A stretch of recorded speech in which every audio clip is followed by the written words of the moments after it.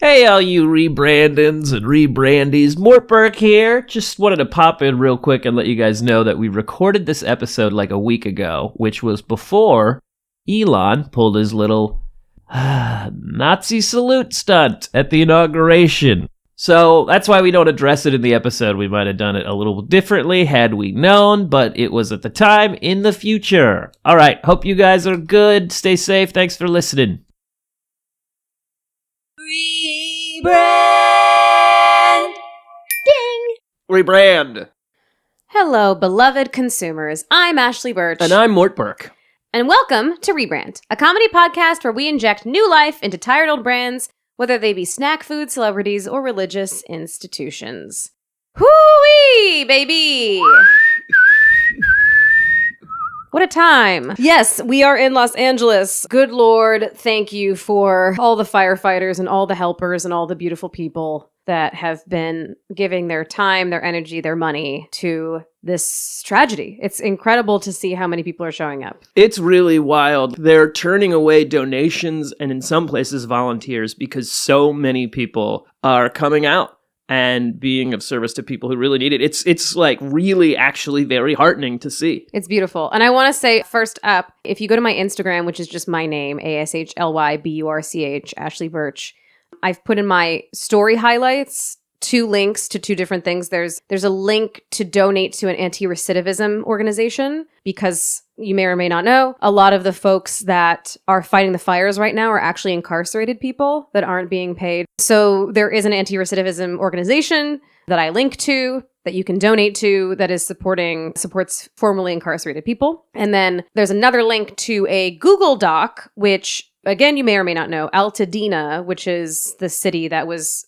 really devastated by the Eaton fire, that it lists GoFundMes for Black-owned businesses and homes of Black families that have been displaced because there was a huge population of Black folks in that community. I think there's a lot of history behind actually why Altadena is historically a Black community. It wasn't redlined, I believe. Yeah, no, they were effectively forced there and then built an incredible community. That's what's so sort of funny about perception is that it's so limiting and people have this perception of LA that apparently it's only billionaires. Which it's just not But true. the reality is it's 6 or 7 giant cities, many that is all over the map as far as the amount of money that is earned. Not that really even matters totally, right? But it also does. Yeah, I mean, we have a fucking ton of working class people here. A huge amount of people who are living check to check are now displaced. So that's right. So those links are in I'm sure you've seen plenty of places you can donate. Those are 2 particular spots that I have put in my story highlights. So if you're looking to give some money, those are 2 places to start. But then, of course, if you follow anyone that's in LA on Instagram, people have been posting lots of links, and we know a lot of people that have lost homes that have GoFundMes and that kind of thing. So there's plenty out there. If you have the means and are wanting to help, there's plenty of places that you can donate to. Yeah, $5 could mean a lot. $10 could mean a lot. That's exactly right. And we have also donated. I'm not just telling you to spend your money. We've donated to these places. Yes, we have. I'm not just telling you to do it. I'm just, spreading the word. And I also want to take this time to offer free acting classes to anyone who is affected by this terrible fire. I think that now, in this time of grief, now's the time to really nail that young Sheldon audition. So actually, I'm going to be giving a small percentage off of my acting classes. Oh, they're not even free. It's going to be 12% off. I thought you were donating. Well, as I was saying it, I realized. I'm only joking, but we did. So I did do a Zoom show with my friend Justin Otis, a stand-up show, and we raised a good amount of money, which felt so... I felt very, very fortunate to my friends Friday. who gave... Yeah, last Friday we did a Zoom show. I did 25 minutes. My buddy did 20 minutes, and it was so fun and powerful to feel like I was able to do a little something. So if you guys want to see a stand-up show over Zoom, it's cool because you can be anywhere in the world and watch it. Let me know. Go on our Discord, our Rebrand Discord, which is Rebrand the Podcast on Discord. I have a set that I'm really happy with right now. It's great. It's very funny. Ashley will say hi, probably. I'll say hello. Ashley will pop her head in and say hi. I'll just be your hype man in the back. I'll just be like, yeah. Will you wear a giant Flava Flav style clock, but bigger than you are? If you asked me not to, I would refuse. That's how dedicated I am to wearing this. It'd be like, $10 minimum donation or something like that. So. And what day would that be, honey, if they were to do it? So it would be Friday the 24th, and all proceeds would go to benefit people affected by these fires. Yeah. So last week when we did it, Mort donated to 2 different GoFundMes. One of a friend of ours lost their house, and one of Mort's friends, their apartment complex burned down and they lost their car. So we split the proceeds from that fundraiser and donated to those 2 different GoFundMes. So it would probably be something similar to that we would put the money into, or maybe the organizations I mentioned earlier. Yeah. We promise we're not just going to pocket it. That's what I'm trying to say. Yeah, no, we'll post the screenshots yeah, of the we'll post the screenshot that we donated. It'd be funny to post a screenshot of just me putting a wad of cash into my pocket. And going, oops, having like a... So today's rebrand comes courtesy of me, which it's so funny. I'm like, is this going to be cathartic or in poor taste? We're going to find out as we record it. We really straddle that line here at Rebrand Industries. Yeah, 1 foot over the cliff into poor taste and really just balancing precariously. That's all we're doing. I want to rebrand climate change, which... I want to rebrand it because climate change really isn't the fault of the vast majority of the population, I would say. It's really the fault of like 3 billionaires. It's 3 fucking bozos who would rather hoard money like smog or a less cute Scrooge McDuck than prevent the planet from burning. Because apparently the current brand of climate change isn't doing enough for that. It's not hitting home, really. It's not hitting home somehow? People don't seem to understand that this is going to affect everybody. Yeah, it's really weird. We're very close to having everybody in America need to go drop off old clothes at a church for their neighbors or need those old clothes. And then somehow that isn't moving the needle for these 3 billionaires. So I would like to rebrand climate change with a very specific demographic in mind, which is, I think the current brand of climate change for these fuckfaces is that they think they can just like build a bunker or go to Mars and that they'll be fine. They think it's a hero's journey where they get to take a big bad boy's toy up into fucking space. Right. As their home of origin burns below them. Right. And they're like, look how cool we are. We're adventurous, space adventurers going into space. Yeah, they wave goodbye and they think they're fucking Han Solo. When really they're Salacious Crumb on the tail of Jabba the Hutt. That's who they are. They're either Jabba the Hutt or they are Salacious Crumb. Those are the options that are actually available to them in the Star Wars pantheon. It'd be awesome if I knew who Salacious Crumb was. Oh, well, let me educate you, honey. Is he in the Lemony Snicket world? No, he is the little weird dude at the end of Jabba the Hutt's tail that goes. Oh, he's kind of cute, isn't he? You think Salacious Crumb is cute? He's like ugly cute. And you judge me for thinking Bowser is cute? Bowser is actively abducting Princess at every opportunity. Salacious Crumb is an enabler of a horrible creature that also abducts princesses. I'm going to need all the listeners of this podcast to throw down in Discord about whether I'm right or if Mort's right. If I was more familiar with the Star Wars world... But you know who Salacious Crumb is now, right? You remember the Yeah, but to me, he looks like a Muppet. He looks like Rizzo the Rat or something. I mean, he's a little guy, sure. Honey, we can't get divorced over this, okay? I don't know how we're going to stay together. Well, here's my thing to the billionaires. Yes. You don't even have to stop eating your fucking scrambled dinosaur eggs in the morning. That's the crazy thing. Like, you get to keep your golden yacht. Right. All that you're going to have to do is watch some of the money on the screen of your bank account go down. It's going to affect your quality of life. Not at all. And lifestyle, not at all. And so many of these guys are obsessed with people loving them. Well, this is my question. Are they? Because they act in a really insane way. This is my theory about billionaires. Their hearts have a daddy-shaped hole in every single one of them, shaped as their particular daddy. And they think what they need to do is fill that hole with money. And if anyone has more money than them, then they've lost. There is no amount of money that fills that hole. But they just keep eating it and eating it. They're hungry ghosts for wealth. And I think that's really their main priority, right? More than people loving them, possibly. Yeah, okay, they want both. Okay. So, I'm wondering if we could take one of the most susceptible billionaires and do a very specific honeypot on him, which is basically to say, you could win by becoming the person that saves the planet. What one of them wants for sure is to be Tony Stark, aka Iron Man. Some of them are just Lex Luthor and they think that's great and they love it. They like being a villain. So we need to maybe even pit them against each other, right? Like Elon's already taken the most bargain bin supervillain ever conceived. Mm-hmm. So you need to be the other version of that, which is to say you need to take your money out of oil, put it entirely in renewable resources. And if you do that, we will have a team of Earth's greatest comedians write you jokes and speeches for the next 10 years. We'll outfit you. We'll make you the funniest person on the planet. It'll be a lie, but that's okay. Yeah. You can have an hour stand-up special right out the gate, entirely ghost-written by comedians. Yep. You'll have a room full of people laughing and applauding at you. And all you have to do is not kill our planet anymore. We could just get you fucking set to be the most beloved person on the planet. All you have to do is take a couple, as you said, just like a couple zeros off the end of your bank account. A couple zeros. Just a couple. That's a psychotic thing. I think we should send them to a family living in poverty and they have to be with a young boy for an entire day and watch the difference between a young boy who gets a healthy meal. That's going to make their fucking hearts grow 3 sizes, right? You experience the quality of giving to another human being. You see a kind of healing within them that you didn't know was possible. And then you start to recognize that the part of yourselves that you don't even know is broken are able to heal as well. Because this is the thing, right? Like, a lot of them are pretty far gone, I would say, in terms of, like, their empathy capacity. Because I don't think you can be empathetic and also be a billionaire. But what I would invite them to think about is,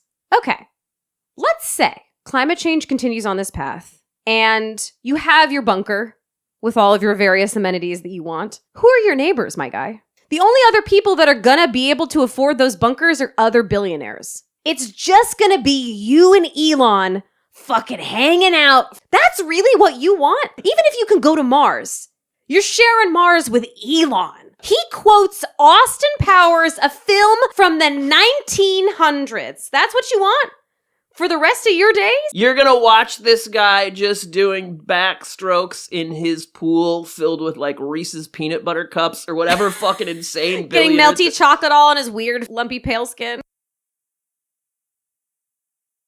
I don't think that's actually what you want. What is it? Alexander wept for there are no more worlds to conquer. I just feel like even if you guys survive, you need there to be a population of people by which you compare yourself against. They need the teeming masses. Whether you guys think you do or not, you need the teeming masses. Mm-hmm. As a member of the teeming mass, you need me, baby. There's this quote too, if there were no beasts left, surely man would die of loneliness. This fantasy that we're gonna live in some like terraformed Mars and enjoy ourselves if we're not surrounded by there's no trees or animals or birds or fish or fucking anything. We desperately need the spirit of Earth to continue and to hopefully thrive. It's so true, man. We can barely handle social media. One would argue we can't. I can't. The worst day I've had this week was the day I spent the most time on social media. And then I went outside and I remembered that there was a sky and my dog and leaves on a tree. And I was reminded that everything is safe and that I am cared for by the planet.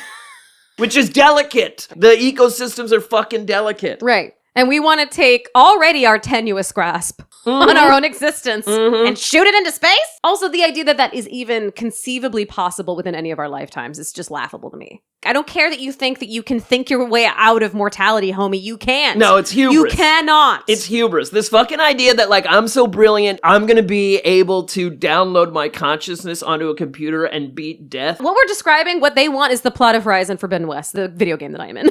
Yep. And guess what? It doesn't turn out great for the billionaires. They're not psyched. I don't think they're psyched. Well, I also want to say that, like, yes, the problem is the billionaires and corporations. We can also, as a community, do better as far as what we purchase and the ways in which we live. I will say that the problematic narrative around climate change for a minute has been, you know, when I was fucking growing up, reduce, reuse, recycle was a thing. And it's just sort of a way of offloading responsibility onto citizens that have comparatively a smaller impact. But I think what you're saying is true. It's not like you can't do anything. Because the other thing about voting with your dollar, as the phrase goes, is that if enough people show interest in non-meat alternatives alternatives or non-dairy alternatives to food, then the market responds by creating more products like that. I think it's a fucking flawed system, obviously, because it's not working currently, but there is a certain amount of, if the systems are not fed, then they will not be as effective. If you spend time in nature, you will have your heart changed. And that is what we can do for ourselves, because beautifully, this stuff is still here. Also, as the union simp that I am, the answer to a small amount of people holding a ton of power is for the masses, the vast majority of people, to band together against that. Yes. To have solidarity against that. To have class consciousness. Yes. That is the achievable antidote, is that sort of solidarity among working people. Yes.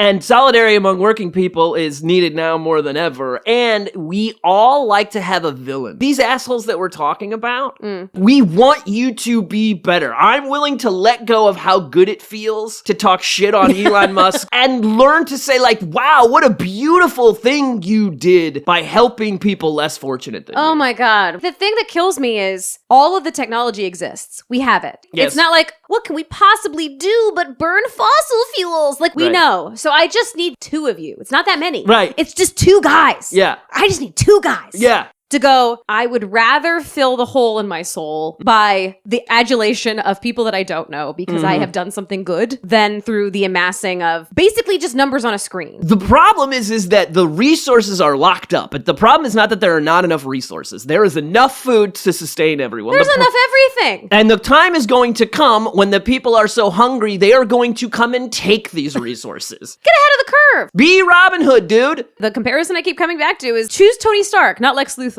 It's right there. You could literally beat for beat, get the same facial hair, build yourself a little mech suit. We'll have RDJ, Mr. Downey Jr., run the scenes with you. Oh, absolutely. He will coach you. He'll be an acting coach for you. We'll have the Gwyneth Paltrow there, and she will give you one kiss on the cheek, but that's it. You want another one? It's another million. Really, it's a lack of imagination. There's this trend on TikTok. People will be like, I just remember that I have free will. And they'll like stand on their table and hold a plant and go like, meh, or something like that. You can do anything. Anything. You have all the money. And you're all kind of doing the same thing? Doesn't that make you kind of fucking boring?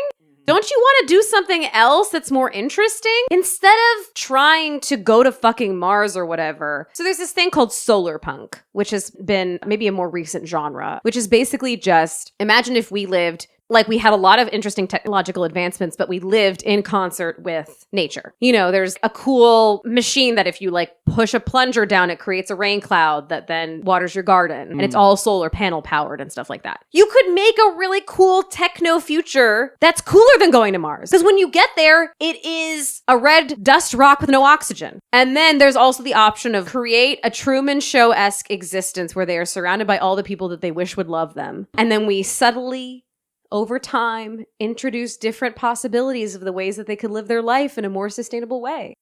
Oh, I'm a famously beautiful actress, Angelina Jolie. I would love to be with you romantically, but if only you weren't an oil tycoon.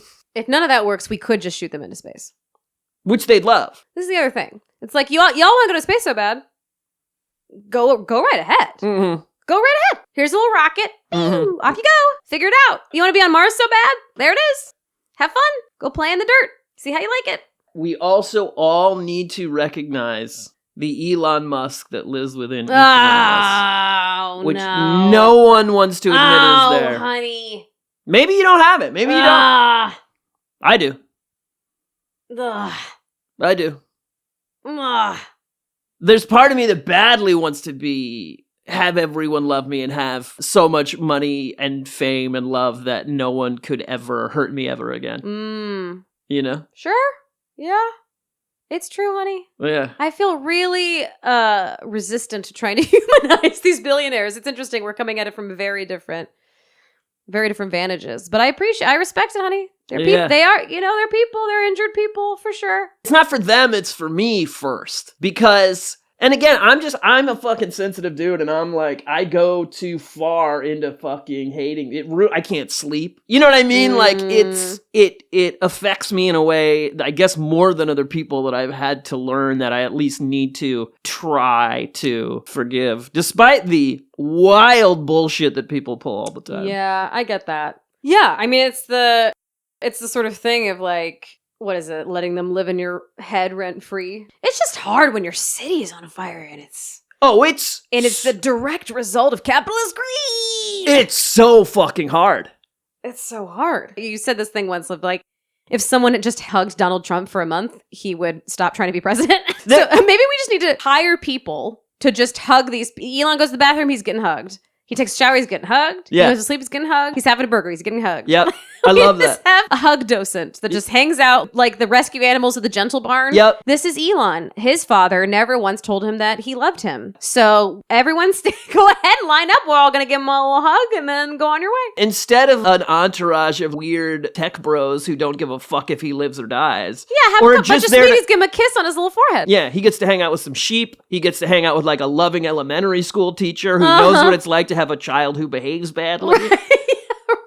Yeah, maybe we need to get them new entourages. Yo, what if he hangs out with LP and Killer Mike? Whoa, Hear me out, right? whoa. You know what LP said too? He said, "You know how you get fascism? You destroy empathy." That's what he said. That's right. That's how fucking brilliant that guy is. Whoa. And And they're the coolest people on the planet. so cool. They rap their asses off. They produce the fuck out of it. They are always getting high. They wear the coolest fucking shades. Oh, yeah. They live in the studio. Elon Musk will get an actual sense of what it looks like to be fucking cool. Not embarrassing cyberpunk cool. Actual cool Americans. The dude loves America, right? Right. He loves what he thinks his version of America is. Right. But the real version of America is the people who've suffered and have soul because of it and have turned it into fucking immaculate art. So you let LP fucking talk shit to Elon Musk for a week? Can you imagine LP or Killer Mike being like, "You're all right, man"? Oh like my after God. a month together or something, he would be a different man. It would be transformed. It would be like the fairy tale kiss to a frog in a fucking children's story of yore. It would Yes. just be transformative. And in that moment of grace, that window where his soul emerges for the first time in decades since he was 4 years old and his father locked him in an attic, or whatever the fuck happened to that guy. Then Zach De La Rocha comes in. Who is that? He's the lead singer of Rage Against the Machine. He has the verse on Close Your Eyes and Count to Fuck. Oh. Run them jewels fast. Uh-huh. And hits him with the reality of what the systems in America, how they hierarchically oppress the less fortunate. Puts his arm around his shoulder and says, "Let's fix this together." And then raps his verse from the Run the Jewels album. And then they do a massive concert. And at the end of it, whatever this billionaire is announces that they're going to donate. And I swear to fucking God, you don't even have to donate all your fucking money. No, it's a small percentage. You truly, just a couple billion. We're good. Is it? I'm pretty sure we're good. It's gonna change your life, not at all, and people will love you forever. Yeah, I really defy anyone to be around LP and or Killer Mike and not desperately want their approval. I just feel like that is an experience that those two guys have wherever they go. Like, there are just certain people that are so empirically cool and good at what they do. Yep. That to be respected by them must feel like drinking ambrosia. Yeah, and we put Reagan from Killer Mike's rap music album on loop for like a day so he gets to understand the effect that Reaganomics had on human beings in America. Because the other thing about LP, like, he truly doesn't give a fuck what people think. All these dudes are pretending like they don't give a fuck. Yeah. When you talk to LP about the shit that he produced, there's this Open Mike Eagle interview where he's like, "Are you at all worried about the people who listen to your lyrics and don't understand them? You put so much effort into the craft." And he goes, "No, it doesn't matter."